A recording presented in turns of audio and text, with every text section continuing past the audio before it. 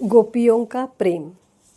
द्वारका में जब भी गोपियों की बात चलती तो श्री कृष्ण को रोमांच हो आता, आंसू बहने लगते, वाणी गदगद हो जाती और वे कुछ बोल नहीं पाते। श्री कृष्ण की ऐसी दशा देखकर सभी पटरानियों को बड़ा आश्चर्य होता कि हम में ऐसी क्या कमी है और गोपियों में ऐसा क्या गुण है जो श्री कृष्ण की यह दशा हो जाती है। क्या नहीं है ये यहाँ जो वहाँ था। भगवान ने इसका उत्तर देने के लिए एक नाटक किया। वे सर्व समर्थ है, कुछ भी बन सकते हैं। तो वे रोगी बन गए और उनका सिर दुखने लगा। सभी रानियों ने काफी दवा की पर श्री कृष्ण के सिर का दर्द ठीक नहीं हुआ। वैद्य जी बुलाए गए। उन्होंने पूछा कि महाराज, क्या पहले कभी सिर में दर्द हुआ है और कोई दवा आपने प्रयोग की हो तो बताइए। भगवान ने कहा, हाँ, दवा तो मैं जानता हूँ। यदि हमारा कोई प्रेमी अपने चरणों की धूल दे दे तो उस धूल के साथ हम दवा ले लें। रुक्मिणी जी और सत्यभामा जी ने सोचा कि चरणों की धूल तो हमारे पास है ही और प्रेमी भी है ही, पर शास्त्र कहता है कि पति को चरणों की धूल देने पर पाप लगेगा और नरक में जाना पड़ेगा। अतः पाप और नरक के डर से उन्होंने चरण धूलि देने से मना कर दिया। उनको देखकर अन्य 16,000 रानियों ने व द्वारकावासियों ने भी चरण धूलि देने से मना कर दिया। उसी समय नारद जी भी वहां पधारे और बोले, महाराज, सिर दुखता है, यह कैसी माया रची है आपने। तो भगवान श्री कृष्ण बोले, दुखता तो बहुत है, तुम कुछ उपाय कर लो, किसी प्रेमी की चरण धूलि ला दो। नारद जी ने सोचा कि प्रेमी तो हम भी हैं और हमारे पास धूल है, पर जब हमसे बड़ा प्रेम का दर्जा रखने वाली रुक्मिणी जी ने ही चरण धूलि नहीं दी तो हम कैसे दे दे। भगवान श्री कृष्ण ने कहा, नारद, व्रज में तो हो आओ। वाणी बजाते हरि गुणगान करते हुए नारद जी व्रज में गोपियों के बीच जा पहुंचे। सब गोपियों ने नारद जी को घेर कर पूछा, कहाँ से पधारे हैं महाराज। जब उनको मालूम हुआ कि द्वारका से आए हैं तो श्री कृष्ण के समाचार जानने के लिए वे अधीर हो गई और उन्होंने नारद जी से प्रश्नों की झड़ी लगा दी। गोपियों ने पूछा कि हमारे प्राणनाथ प्रसन्न है ना। नारद जी ने उत्तर देने के बजाय मुंह बना लिया। गोपियों के प्राण निकलने लगे। वे बोली, महाराज, जल्दी बताइए, मामला क्या है।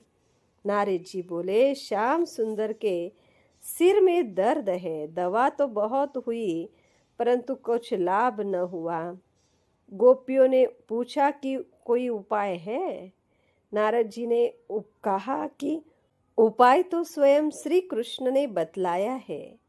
किसी प्रेमी की चरण धूलि मिल जाए तो वह अच्छे हो जाएंगे। श्री कृष्ण ने कहा था कि गोपियाँ हमारी बड़ी प्रेमिका है। गोपियाँ बोली, वे प्रेमी मानते हैं हमको, तो ले जाइए चरणों की धूल, जितनी चाहिए उतनी ले जाइए। ऐसे कहते गोपियों ने अपने चरण आगे बढ़ा दिए। जितनी मर्जी हो बांध लो महाराज। नारद जी ने कहा, अरे पागल हो गई हो क्या? क्या कर रही हो? जानती नहीं किसको धूल दे रही हो? तुम भगवान को। नरक मिलेगा तुम्हें।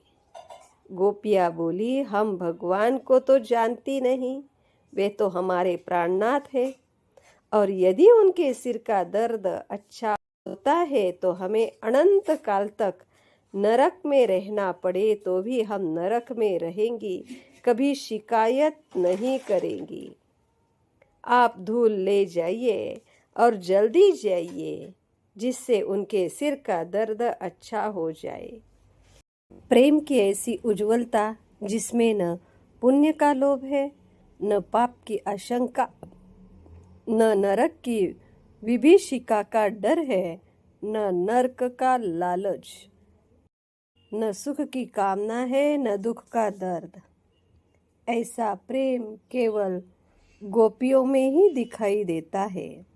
गोपियों की निज सुख की कामना रत्ती भर भी नहीं है। नारद जी चकित रह गए, मन ही मन सोचने लगे, हम तो झूठे ही प्रेमी बन रहे थे अब तक।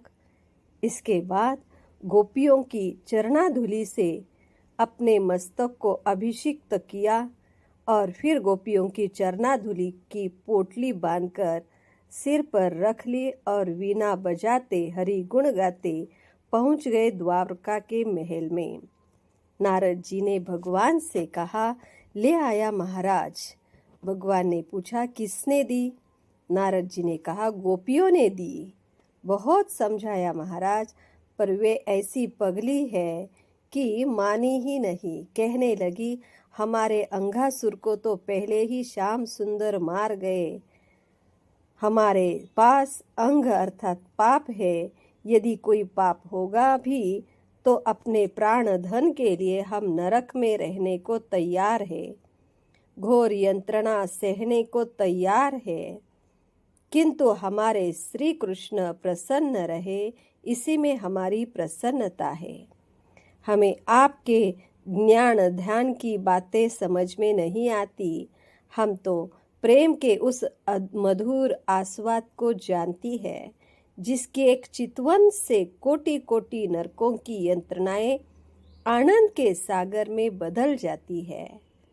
आप ये चरण धूल ले जाइए और श्याम सुंदर को जल्दी अच्छा कीजिए।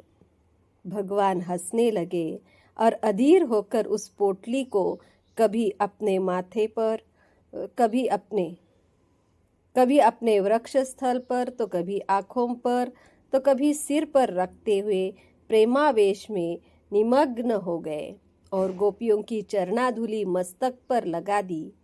सत्यभामा जी और रुक्मिणी जी और अन्य रानियां भी चकित रह गईं और चलते चलते नारद जी ने पट रानियों से कहा कि हम सब प्रभु को सुख पहुंचाने की कोशिश तो करते हैं, किंतु हमारा भाव गोपियों के सामने अति तुच्छ है।